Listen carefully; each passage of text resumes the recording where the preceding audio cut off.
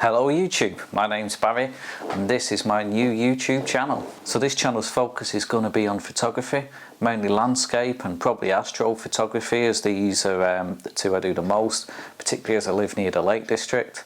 But I will also occasionally do some photography of like amateur motorsports like grass track, which is a fantastic sport, and also a bit of portrait photography now and again. Today's video I'm going to talk about astrophotography, particular star trails and how to set up a time-lapse.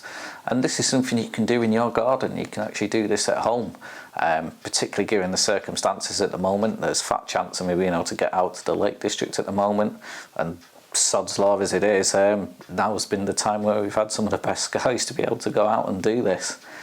I use a Nikon Z6, it's a great camera for this, really good for low noise when that ISO is up high. The lens I use is a Nikon lens, a 20mm 1.8 lens. I tend to stop it down to 2.2 or 2.8. I just find the lens really performs well at them settings for this type of photography. It's an intervalometer, so like, I just use a cheap intervalometer, I just got it off Amazon. Couldn't even tell you what make this is, to be honest with you. It's brilliant. It does the job, it does the trick. So for star trails I tend to use a couple of different methods. If I just want to do star trails, I don't want to take any stills of the same scene, or I don't want to do a time-lapse, I'll use 3-minute exposures, usually an ISO of about 640. And I find that great. I tend to, my f-stop probably be 2.2, 2.8, something like that. I mean, it's just standard what I use, and that works really well. For the second method I use, say I want to do a time-lapse, I'll use shorter exposures. So I tend to use 15-second exposures with a second interval in between them.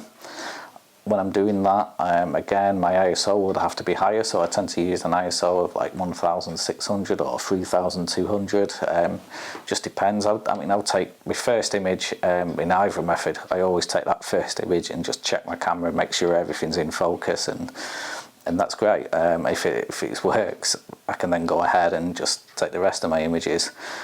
So for that, again, my intervalometer would be set up. I usually don't set a limit on it. I tend to just let it go unlimited, and it's just what time I have. Usually I try and do like 2 hours minimum.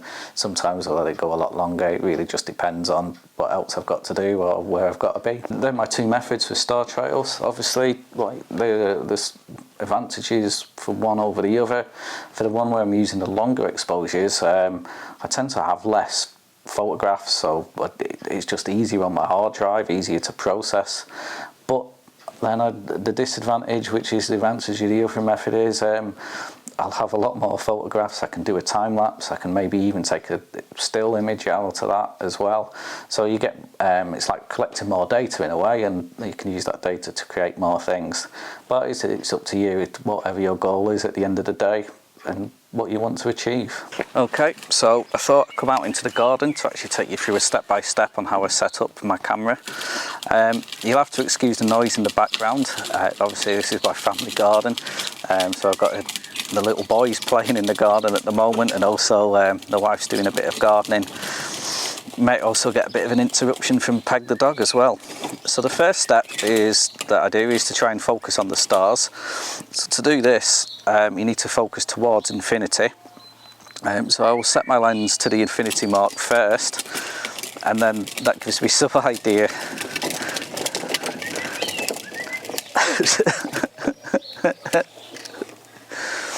Okay, so to focus, the first thing I do is focus on the stars. I set my lens on the infinity level, and then I'll make adjustments from there. So what I tend to do is I'll tend to find a star in the sky. I'll zoom in on that on the electronic zoom on the back, and then I'll turn the focus ever so slightly so I get that star at the smallest it can be. So I'll do a more in-depth video on this, because that's it's quite a good subject I think for a video. Anyway, once I've got my focus, I'll then set my camera up towards the composition that I want to take. So you definitely need a tripod for this, obviously, because you can't have your camera moving. So like I'm quite lucky, my garden's quite quite a big garden, and I've got some nice trees in the garden, so I'm going to use one of the apple trees as the foreground, because the foreground's very well, it makes the picture really. It's no good just having nice stars if you don't have a nice foreground. Although I do realise that a lot of people won't have necessarily a nice tree and that, but you can look for something else. I've seen a lot of nice shots where people have used like a trimley pot on a nearby house, or you just got to be creative and try and find something that works for you. Okay, so once my camera's in focus and I've got my composition set up, I'll then take my first shot. So for this I'm going to do the time lapse. So I always use my intravalometer, as I said before, which just plugs into the side of the camera. Okay, so now I'm ready. I'll take my test shot. So my lens is at f2.8. I've got a 15-second exposure, and I've got my ISO set at 3200. So I'll take that test shot, check it on the camera, and if I'm happy with it, I'll then program the intervalometer to take multiple shots at the same settings with a 1 second interval in between. If you want to know how to use an intervalometer and you want to see a video on that, I'm quite happy to do a video where I just run through the settings and how I set that up.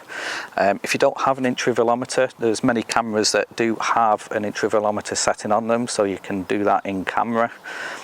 Also, something that's worth pointing out, if you do use an intervalometer, well, you need to set your camera into bulb mode, so this will have full control of starting and stopping the shutter. Okay, so that was my first YouTube video, and if you've made it through this far, thank you very much for watching. I hope you've enjoyed it. If you've had, please hit that subscribe button wherever it is. I don't know what I'm pointing at. And watch more videos of me in the future. Hopefully I'll try and get a video out every couple of weeks. It's obviously a situation at the moment means not getting out to shoot much, so it's not that easy to do, but I'll try, and if I can get a weekly video out, that'd be grand. If there's anything you want to see, please hit that in the comments below, and I'll try my best to sort of accommodate anything. For the future, I really want to take this channel out with me on location. I don't want to just be sat here in the house all the time filming. I'd like to go out, film what I'm doing, and come back with whatever images I get on that day, whether they're good or bad, and sort of talk through what went wrong or what went right. That way help me grow as a photographer.